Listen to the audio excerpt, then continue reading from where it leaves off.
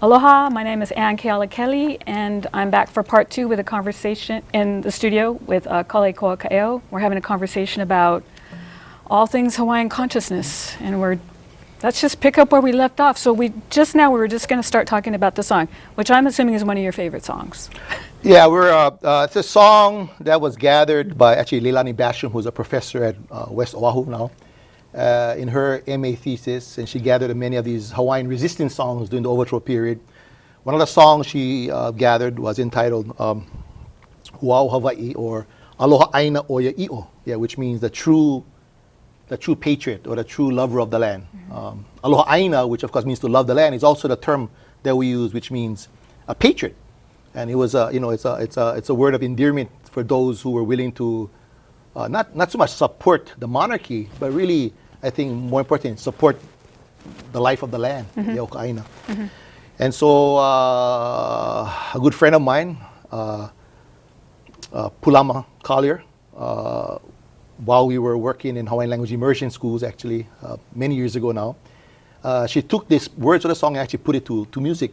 And so in the Hawaiian language immersion schools, we actually sing this as one of our core songs. So she created the melody for it? Yeah, it's beautiful. Wow. I mean, to me, it's one of the most, I think it's the modern national anthem for our people. I mean, that's how much. But the words of the song, opens up, Kua paio no kapono, which means we're going to stand and fight for what's right. Ukalahui o Hawaii, for our Hawaiian people, Lahui Kanaka. Maina ali'i, kalahui, from the time of our ali'i, ho'okahi. So we have this united heart. Hana me kalokahi, that we're going to work in unity together. Kahui aloha, in uniting in love. Aha uli mai kalani, until heavens fall. For the benefit of Hawaii. Mm. And then the chorus goes, E Hawaii, E Hawaii, wait, E Hawaii, E ala e. So Hawaii, it's time to arise. Ala, to wake up, arise. E ala e. Pau kapo, the darkness is over. In Hawaiian, po means, it's not so much, ignorance in the stupid sense, but the sense that you just haven't woken up yet. You see, it's like you in the darkness, and e ala e, so you're gonna come into the light. You're gonna wake up. E ala e, pau kapo, uao kako, which is we are enlightened, we are in knowledge, we are in the daylight. And the idea, of course, is that we can see. And in Hawaiian, the word for see, ike, is also the word for knowledge. You mm-hmm. see, you know. And so, pau kapo, wao kako, this being ignorant is over. We are enlightened. And so, what I try to tie with all of that, of course, is the idea of what is right. Protection of the land, unity, and being educated. And it's by being educated, pau kapo, wao kako, that's when we're going to move forward as a people. And you're an educator. I think we all are in, various ways. A lot of Hawaiians, education for them isn't going to come from a formal Correct. Institution. These institutions, for the most part, are Western. They're American. Yep. We were talking earlier about Hawaiian language, and you were saying it's still, mm-hmm. on life support, basically. Yep. And yet, it's one of the areas of Hawaiian culture that was able to be funded in limited ways. Limited, yeah. Right? So let's talk about that in terms of Hawaiian consciousness for people who aren't going to go to an institution, because I'm of the thinking that Hawaiians shouldn't have to go and sit in a university. I think you're totally correct. I think that's the problem if we think that education can only come from institutions. Right. I think if you look what's going on today, I can tell you this. In the Hawaiian community, I know halau hula, who are not just dancing hula, but study the language, or have people come in and talk about the history, who are also been involved with some of the political issues. I know of various culture organizations who at one time were kind of dealing maybe just as a cultural institution, but quickly realized that there's whole other pieces that were lacking. For them to truly be cultural, they realize they have to incorporate a better sense of the history. And see, that's the key. Once you start to understand history, you automatically start to understand the politics of that history. And so for me, history is political. Correct. Inherently. I mean, as I forget his name, he said, history is past politics, and past politics presents history. Right. History is always about politics. History is not about what happened. History is about today. And so, I give you examples. When I do talks on Maui, one of my favorite topics is to talk about Kumulipo, the Kumulipo, Hemele Kumulipo. And I've had many students who say, Kaleikoa, we want you to talk about something political. How come you want to talk about the Kumulipo? You should talk about, and I tell them, see, you don't realize, to me, what's more empowering is the cultural knowledge. You see, for me, if you once you start to understand and start to think Hawaiian, and you start to understand our history as a Hawaiian, you cannot help but begin to start to question the politics. And this is, I think, a necessary component. That's why I always say, for me, it's not just about coming in and talking about the overthrow, or coming in and talking about occupation, or talking about sovereignty. For me, just as important, if not more important, is for us to understand our own cosmogonies, our own sense of spirituality, our own sense of what it means to have this relationship with our land. To come from that land. See, I mean, a great example, right? If you don't have an understanding of how we relate to the Aina, right? You may, when you talk about Hawaiian land issues, you may come from it from Euro-American view of land being like property and a certain kind of value. Rights. And Property so rights, if yeah. land is value, the negotiations perhaps would be, $200 million for, in other words, you start to... If it's about cash. Right, it's about cash, right? It's not about putting people back on the land. Or feeding and And I nurturing think this people. is, and I would use the example, of course, with the Office of Hawaiian Affairs last year, which settled with the state of Hawaii. Not that they had the right to Okay, settle. as I said, Okay. as I put in quotes there, the state of Hawaii settling with the Office of Hawaiian Affairs through Abercrombie The state settling with the state. for supposedly $200 million of land, our own land, of course, again, within Kaka'ako. Now, why Kaka'ako?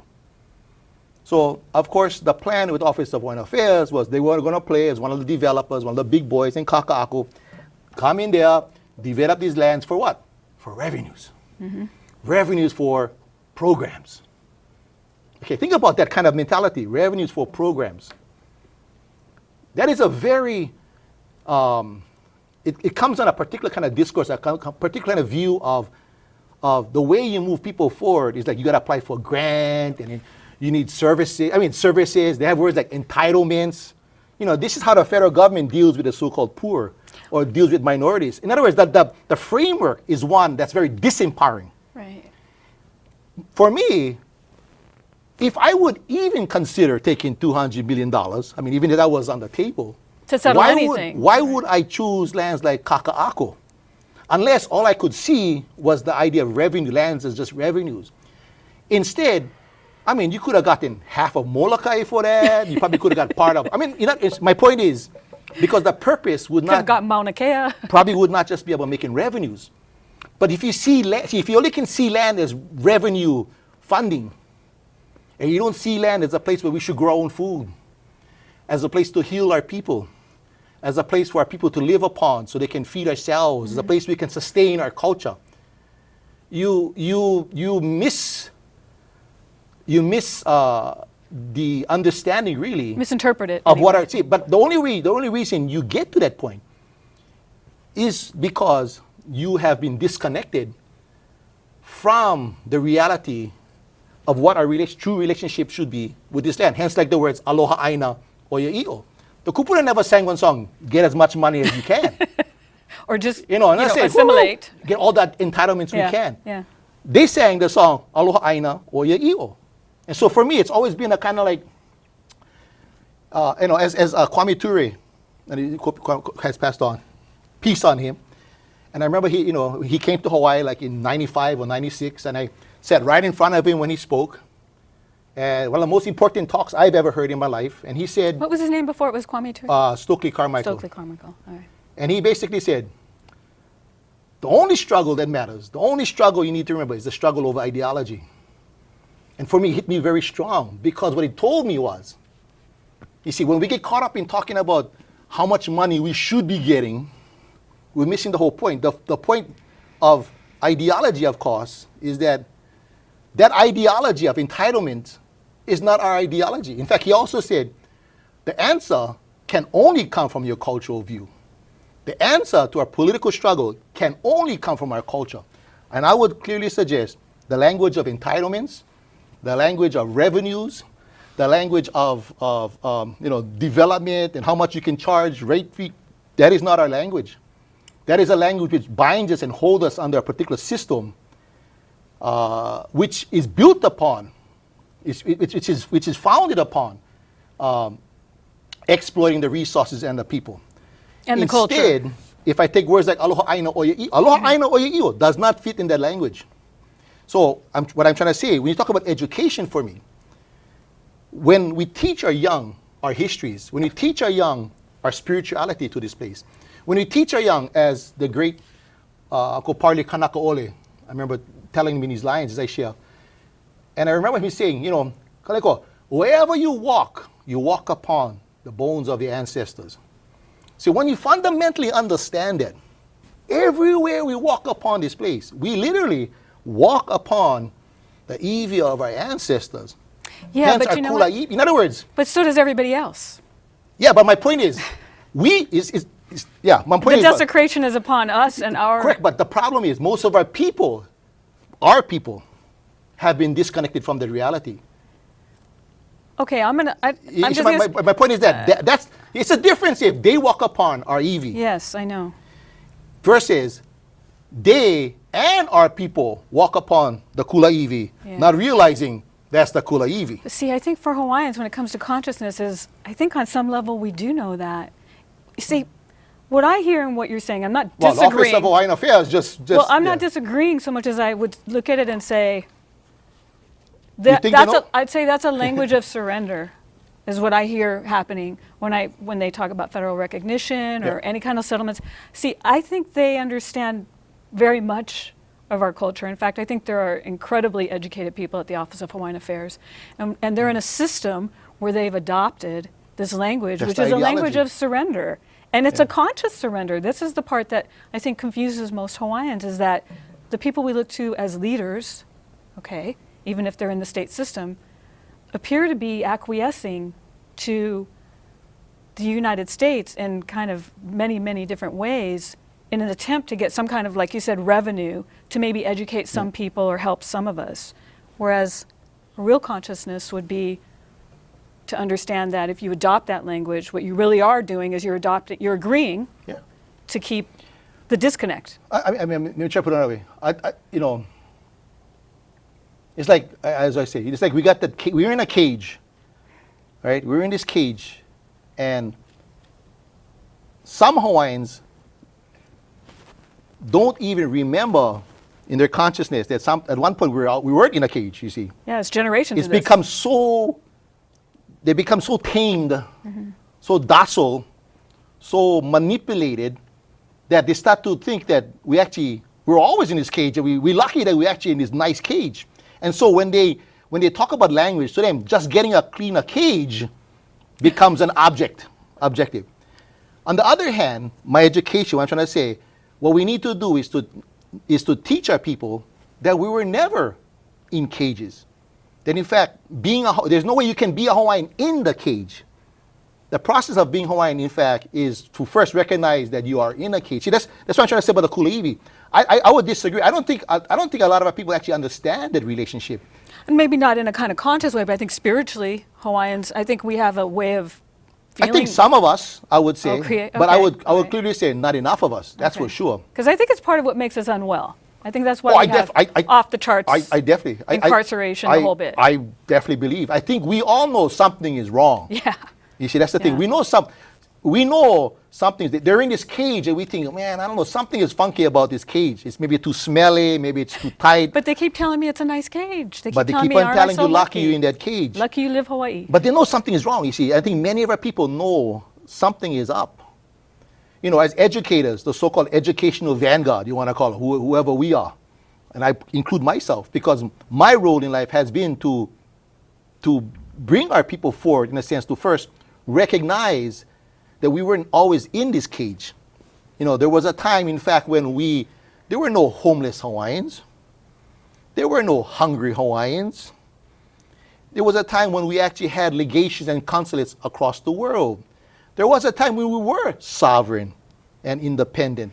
And that was a time when we were being killed off by diseases. I mean, think about Yeah. it. Like 90% of our people were being killed off, and at the same time, we had a kind of sophistication, I guess. I hope that's like. But we're in survival mode, that's for sure. Survival mode, and it was pretty sophisticated, Yeah. right? So, I mean, I think that's another thing.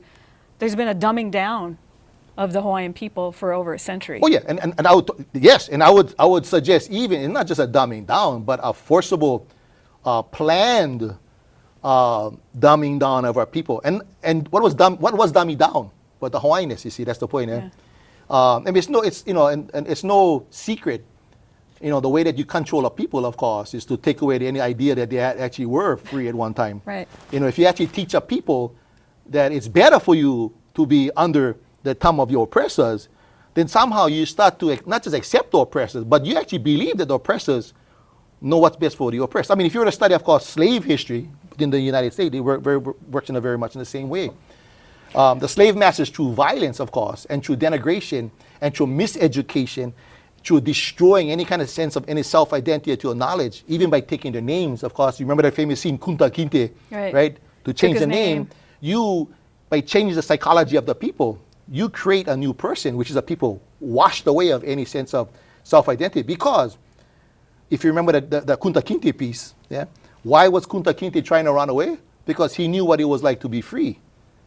But if you can transform that identity, if you can manipulate that identity, if you can create a new person, in a sense, through generations, that person no longer resists the oppression, because they have come to the process of hegemony, have come to not just accept their condition, but in fact embrace their condition. And I think that's what you see with many of our people today. Now, fortunately, I think many of our people are waking up, and that's why I think they're waking up to this idea that we know something is wrong. We know this supposed history that has been told to our people for far too long is wrong. That's why I think it's so powerful with examples of the petitions have been so powerful. Because we were taught that when the overthrow happened, Liliuokalani cried, and that was about it. When you read the actual petitions, and you see the names of your kupuna on those petitions, it's a totally different experience. It's a very different experience, because now you know for sure, without a doubt, it is clear our people did not consent, and not just never consent, but in a pretty solid, unified voice, said no. Yeah. Okay. We have 10 minutes, and this is the thing. I want to make a bridge from what you're saying there to now. Okay, because one of the things that, if we were going to look at something like the civil rights movement or what the Black Panthers were doing, one of the things they did was they fed their people. That was, what did the FBI say? That was the biggest threat, was that they were feeding children, right? They took control of their food. They took control of their neighborhoods, right? It's not exactly the same for us, but when we look at the taking of the land, the desecration, we look at an issue like Mauna Kea, what's coming up in the next couple of weeks, in about 2 weeks with Mauna Kea. How do we make a bridge in consciousness from where Hawaiians are now, the Hawaiians that I saw at the DOI hearings, right? Understanding that the United States doesn't have jurisdiction. How do we help them understand that they need to physically take that consciousness and make it count in a peaceful way? I'm not advocating for violence. I think what's being done to us is violent. Okay, let me connect for myself. So, please do. So DOI, about hundreds Hawaiians came out. Yeah. Right. And your question, how does that fervor for truth and justice connect with example of something happening in Mauna Kea? Yeah. Okay. So I would suggest, as I was giving an example of the Kumulipo, and that consciousness still has not truly included the cultural consciousness, or the philosophical consciousness, or the idea, my example about like the Kulaivi kind of stuff. You see, because for me, they're one and the same. We know we will make that kind of advances when, like the DOI hearings, you have that many Hawaiians coming out to see. That's the. Okay, to me, that's the. We're stepping towards that direction. Because if the same Hawaiians, just looking at Hawaii Island, right? If the same Hawaiians that were giving incredible testimony at the DOI hearings were to decide that thing isn't But- going to get built? Yeah, but I'm trying to say, but I don't think that goes from A to B, you see. I think don't that the know. B is again, it's the cultural consciousness. Because the consciousness is growing exponentially, or it's awakening exponentially, For is what it example, seems like. let me just connect it to language. Okay. The fervor for testimony with the DOI, how does that connect to support for Hawaiian language education? Does it? My point is, Yeah. it's the same question. So, as I always say, you hear me say all the time, I'm not just about picking the lock, as you would say. I'm not just about picking that cage, trying to get out of the cage, or picking this lock to sovereignty or restoration. That's only part of the journey. For me, it's about, well, what happens when we pick that lock? What is the consciousness of people to pick that lock or go through that doorway? In other words, just suppose DOI hearings was so terrific, the Fed said, okay, Hawaiians, it's all yours. Think about this now. Are we there? Yeah, but that's not a fair question. That is a fair question. No, they never do that. That is a fair question. My point is, why is it a fair question? Because we know there's a lot more over here that has to be restored. Restoration of our lahui Sure. is not just, as I say, it's not just about I got the passport. Sure, it's not just a flag or whatever. Right. Right. The restoration of our lahui is a lot more to that. And that's my point about it's not either or. We have to, as a people, we have to move towards this idea, whether it's health, whether it's clean water, whether it's Protecting that mountain. protecting that mountain, speaking, so my point is, speaking Hawaiian, these are all things which are all part and parcel of the totality of where we need to go. And I think it's dangerous when people start to say, this one is more important than that one. Or Yeah, this. no, I don't think But this is what you hear. Well, I mean, I think that's part of the process For example, of enlightenment. this is what I heard recently. Kaleikoa, why are you getting involved with the GMO stuff? It's the sovereignty stuff. Okay, obviously, just to get sovereignty doesn't mean that, now we automatically start to feed ourselves. So my point is that, we should be figuring out how to feed ourselves now anyway. We should be figuring out how to help, in a healthy way, feed ourselves anyway. These are things which is part of nation. Nation building is not just testifying at the DOI. But you know something, and I agree with you, but I also think about, the 70s, I was a kid.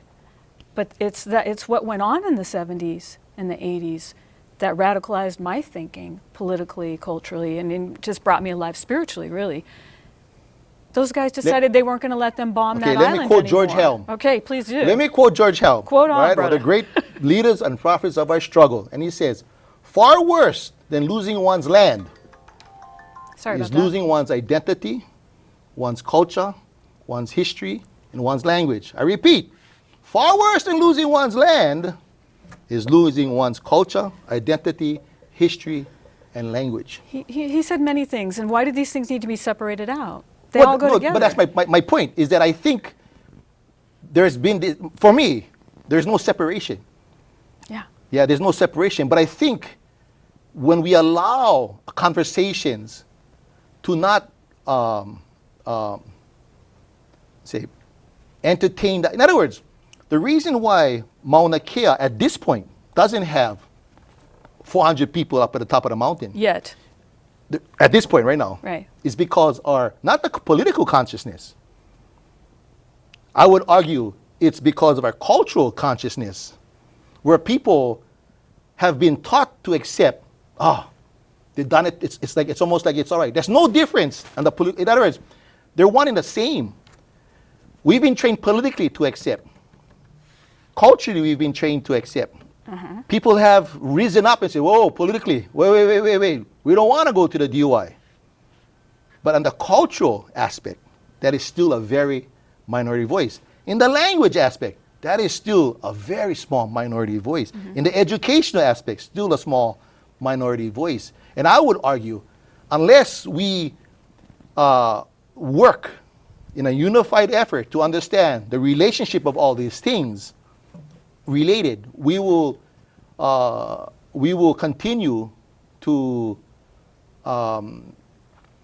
in a sense, have these kind of, let's say, false consciousness. But we continue to have a separation with this this false idea, again, this false ideology, which is, oh, I'm a culture person and I'm a political person. I think that there are opportunities, thinking about Mauna Kea, that is a perfect opportunity for Hawaiians to start to take those kind of steps where you are bringing these pockets of enlightenment, cultural enlightenment together. I mean, this is just one example. The DOI hearings was an opportunity, right, to come together and in one voice and say, we don't think you should be asking us this question. I don't think that's, we don't have to wait for the government to keep giving us those opportunities. No, that's my point. It's our responsibility. My point is, you have action at Mauna Kea when Hawaiians culture understand the value of Mauna Kea. My point is, I'm trying to tell you, and people have been working on that project I think that's still a minority voice. We will have more and more Hawaiians, young people speaking Hawaiian, when Hawaiians for the first time realize it's important for us to speak Hawaiian. But the fact is, 99% of the Hawaiians walking around today do not see Hawaiian language as that important. And I'm honest about this. That is the truth. Why is that occurred? How has that occurred? Because we've been trained to believe that's occurred. It's taken them a century to do it. Correct. Right. So my point is, it's all related. I'm not trying to separate these things out. What I'm saying is... But it is, though.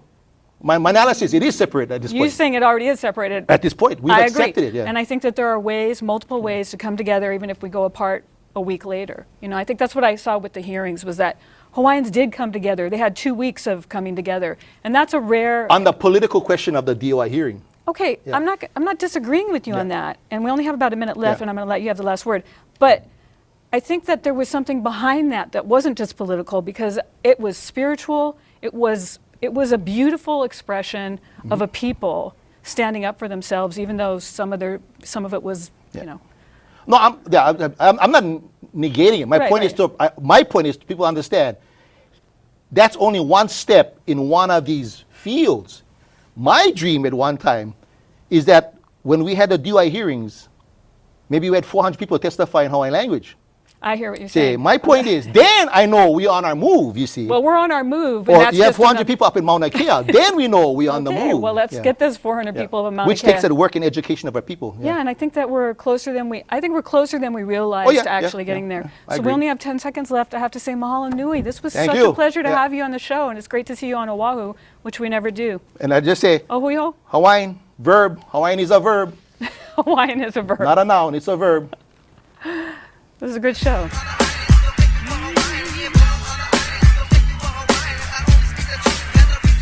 What is a true Hawaiian? Mana. What's a true Hawaiian? Ha'aheo. What is a true Hawaiian? Aloha. Tell me what's a true Hawaiian? Ikaika. Can you conceive the concept created in my brain? Apologies accepted, but the grudge remains as I stray to ease the pain that my people feel, while other people say it's no big deal. Charge one, grand larceny. Uncle Sam better wash his hands because they're filthy. He did the dirty deed, can't you see it's hurting me? So I live my life day by day, keep asserting myself so that I may reach my full potential.